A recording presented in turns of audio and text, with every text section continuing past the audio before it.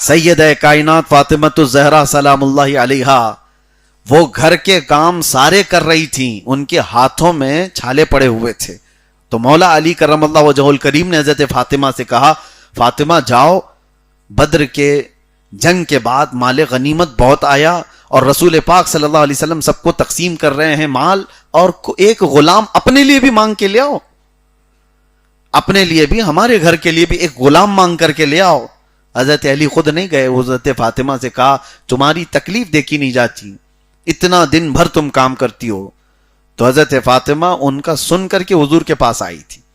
تو یہاں پر بیٹی کے باپ کو کیا کرنا چاہیے ایسے وقت میں، ایسی سچویشن میں کیا کرنا چاہیے؟ بیٹی اپنے گھر آئی ہو اور بتا رہی ہو کہ میرے ہاتھ پورے چھالے پڑ گئے ہیں، کام اتنا ہو جاتا ہے، تو کیا کرو گے؟ ہائے افسوس، میں کہاں دے دیا میری بیٹی کو، اس کو تو انہوں نے ایسے جھلا دیا. وہ یہ ہے نہیں. باپ رسول اللہ صلی اللہ علیہ وسلم اپنی بیٹی حضرت فاطمہ کو دیکھا اور کہا غلام مانگنے آئی ہو، خادم مانگنے آئی ہو. اے فاطمہ، بدر کے بہت سارے یتیموں کا ابھی حق باقی ہے، بہت سارے یتیم جو جن کے باپ جنگوں میں شہید ہو گئے، ان کو ابھی مال غنیمت دینا باقی رہ گیا ہے، میں اس سے بہتر تجھے عطا کرتا ہوں.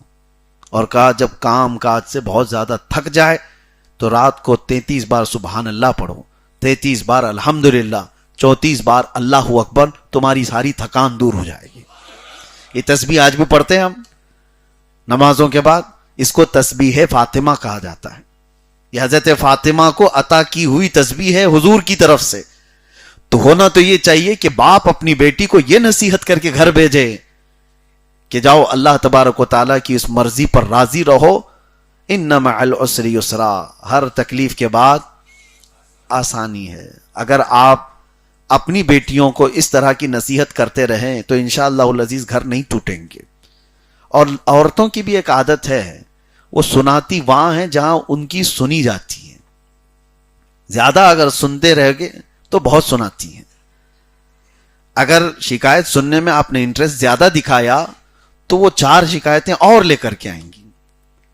اور ایک مرتبہ آپ نے اگنور کر دیا تو کہتی ہے میرے باپ تو سنتے ہی نہیں، سنا کے کروں کیا.